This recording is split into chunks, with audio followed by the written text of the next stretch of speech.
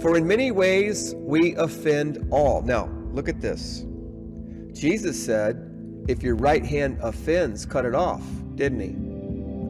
Okay, so let's put those side by side. Matthew 5:30. If your right hand offends, cut it off.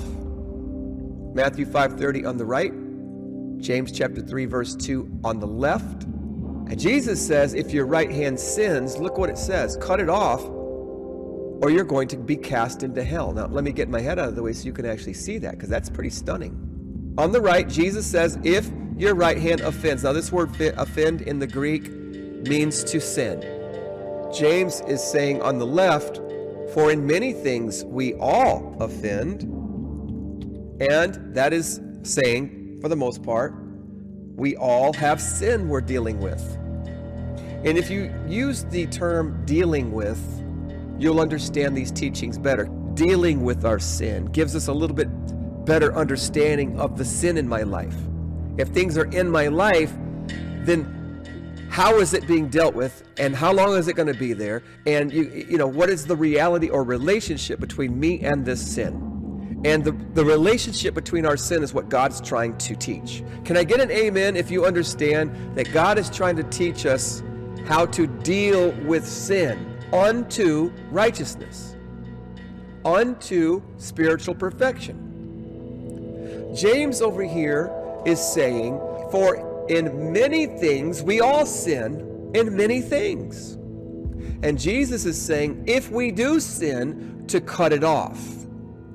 Now, you got James, who's saying we have many sins that we have. But here's the thing: when you think of the sin in your life, when you think of the sin in our lives, we have to think of it as temporal and as fading away.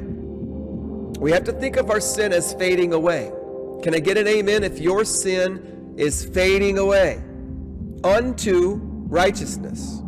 And little things like unto righteousness tells me that if we confess with our mouth and believe in our heart, we will be saved, because believing in the heart unto righteousness is what's important. Believing in the heart, for with the heart a man believes unto righteousness. My believing's taking me somewhere. Is your believing taking you somewhere? And where is your believing taking you? And here's the problem with doubt: it keeps you tied down to sin. Okay, doubt takes you to sin.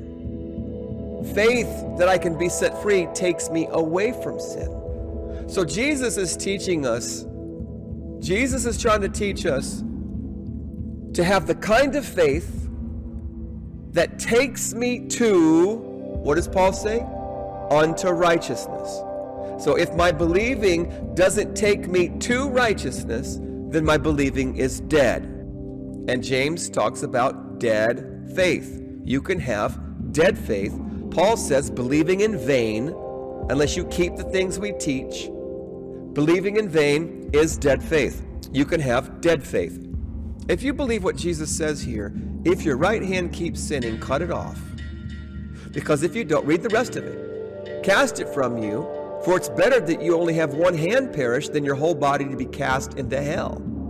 See, there's two, you need both of these passages together. Give me a 7 if you understand that James chapter 3 verse 2 and Matthew chapter 5 verse 30.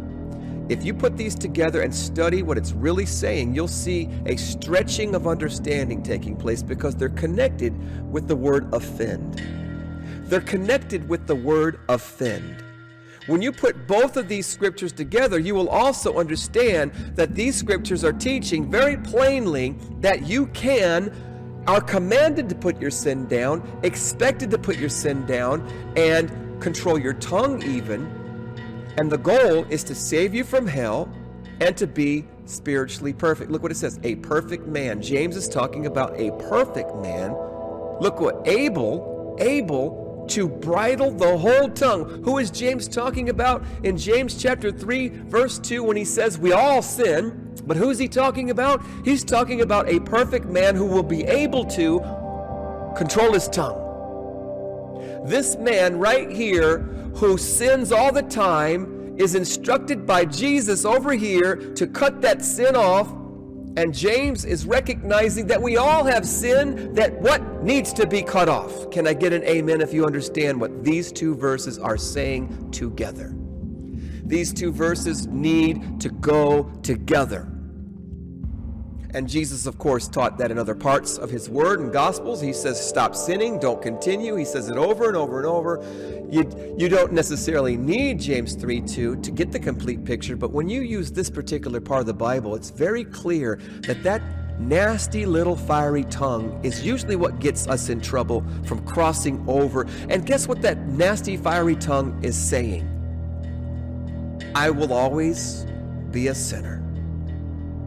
Isn't that what the nasty, fiery tongue of these preachers in the churches are saying? What are they using? What member of their body is causing the offense?